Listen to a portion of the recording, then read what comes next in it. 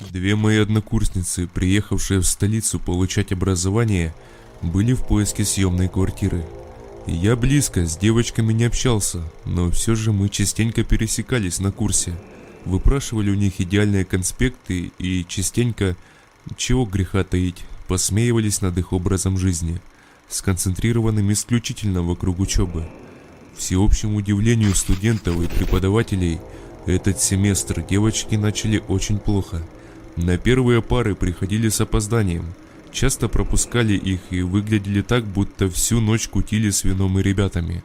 На семинарах отвечали редко, отмалчивались или, отводя глаза, говорили преподавателям, что не готовы, не успели, проспали. После пар наш поток часто собирается за корпусом, попить кофе в общей курилке. Однажды, к нашему удивлению, одна из девчонок, Света, подошла и попросила сигарету. Такого поведения от нее совсем уж не ожидали. Девушка выглядела уставшей, под глазами были мешки. Держалась она очень неуверенно, даже руки тряслись. Тут уж от расспросов ей было не отвертеться. Далее рассказываю от ее лица, как запомнил. Мы с Таней нашли квартиру. Сначала искали через агентство, но у них очень высокие комиссионные, нам не по карману. Квартиры очень дорогие, а мы уж очень хотели съехать из общежития. Прошлись по ближайшему к университету району, обклеили столбы объявлениями, мол, 2 студентки снимут недорого квартиру или комнату. Спустя дня 3 нам позвонила женщина, сказала, что есть двушка, но в не очень хорошем состоянии, зато за небольшие деньги. Мы приехали, посмотрели, состояние и правда было хуже некуда.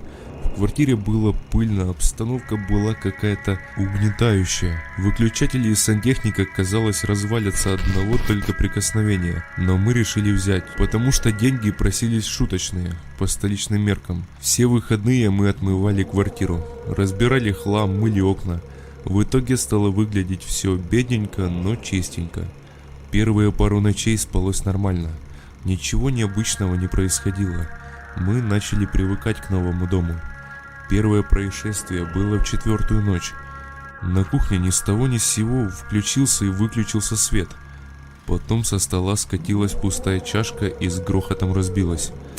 Мы еще не спали, но уже лежали в кровати. Выбежали на кухню, собрали осколки. Удивились, конечно, но особо не испугались. В следующую ночь нас преследовал странный запах. Мы обе проснулись от того, что вонь, казалось, была прямо под носом. Сладковатый запах гари, но ни дыма, ни возгорания в квартире мы не нашли. Открыли все окна, и только под утро в квартире можно было нормально дышать. С разбитой чашкой мы это событие не ассоциировали. Настоящий кошмар начался после странного звонка по телефону. Городским хозяйским телефоном мы не пользовались, номер никому не давали, и поэтому, когда раздался телефонный звонок, мы подумали, что это может быть хозяйка или кто-то из ее знакомых. Сняла трубку Таня, долго алокала, но никто ей не ответил. В трубке была тишина. Через пару минут после звонка с треском разбился плафон ночника над кроватью. В эту ночь мы спали уже вдвоем, под одним одеялом, пытаясь понять, что происходит. Под утро уснули и проспали до 12 часов дня, опоздали на пары.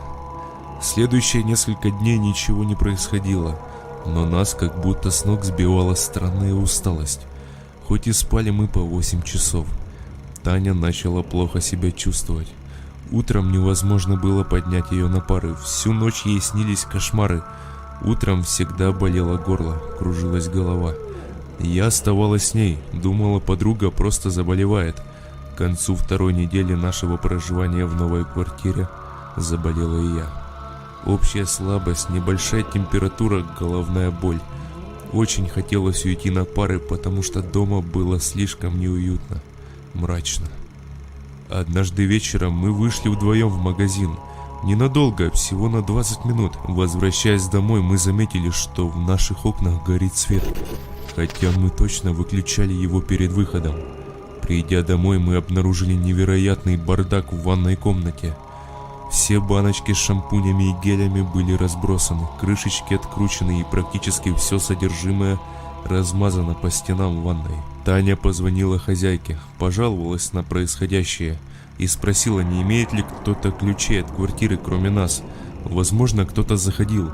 Хозяйка только посмеялась и даже накричала, мол, не сходите с ума, не хотите жить у меня, за такую цену очередь из жильцов выстроится. Вы так дешево ничего не найдете.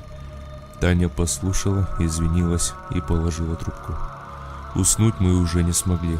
Просидели до утра на кухне. Я уговаривала Таню съехать. Не нравилось мне это все.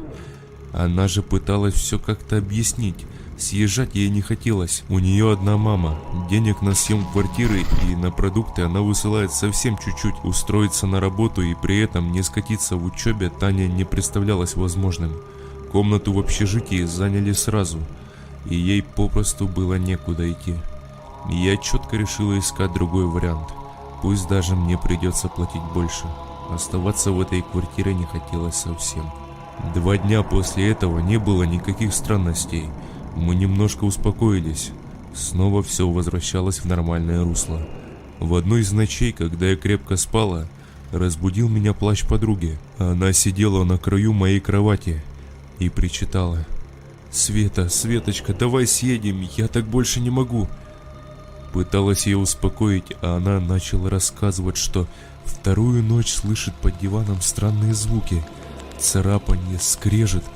Мы ушли на кухню, опять просидели там до утра. После я решила отодвинуть ее кровать, и мы обнаружили там отвратительное зрелище. За старым хозяйским диваном у стены, на котором спала Таня, были ободраны обои. Страшно ободраны, вплоть до того, что даже на стенах были глубокие царапины. И это было последней каплей. Я не пошла на учебу, сославшись на головную боль, и стала собирать наши с Таней вещи. Меня как будто подгоняло что-то. Я осознавала, что ни единой ночи больше тут не проведу. Позвонила хозяйке и предупредила, чтобы та вечером пришла забрать ключи, потому что странности не прекратились, и жить больше мы тут не намерены. Рассказала родителям. Отец нашел знакомых в городе, согласившихся на время приютить нас. Все вещи были собраны, и я сидела и ждала Таню. В дверь позвонили. В глазок я увидела женщину лет 50. Я открыла. Оказалось, что это соседка. Она просила не шуметь днем. Муж ее с ночной смены днем отсыпается. А у нас, видите ли, целый день, вот уже неделю, как включает телевизор на полную громкость. Соседка просила вежливо, но я стала уверять ее, что днем нас не бывает дома, и никто не трогает тут мебель. Она смотрела на меня с недоверием. Прежде чем она ушла, я решила поинтересоваться, кто тут жил до нас. «Старушка, баба Оля», — ответила она. «Муж у нее еще в 80-х умер, не помню почему. Сын алкоголик был, с матерью жил, потом спился, пропал, говорят, умер где-то в сугробе. После его смерти баба еще долго жила, сама управлялась с соседями, как-то она не очень ладила, тесно ни с кем не общалась. Выходила редко, только пару раз в неделю в магазин.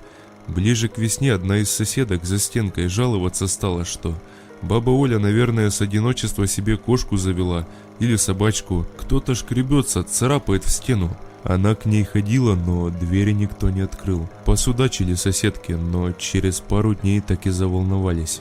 Начали в квартиру названивать на телефон домашний. Отчаялись и вызвали милицию. Милиция приехала и вскрыла двери. Обнаружила страшную картину. Баба Оля мертвая была и не первый день. Руки, ноги страшно скорючены были. Лежала у стены, говорят, она упала и ее парализовало. Выяснилось, что она в кровь счесала себе пальцы, царапала стенку, видать. Пыталась как-то дать знать соседям, что она лежит тут парализованная, но вовремя никто не пришел. На квартиру нашлись после какие-то дальние родственники, теперь сдают. Немного жильцов тут до вас было, да и года еще с тех пор не прошло. Вот так и объяснились все странности с однокурсницами. Вот и снимай квартиру у незнакомцев.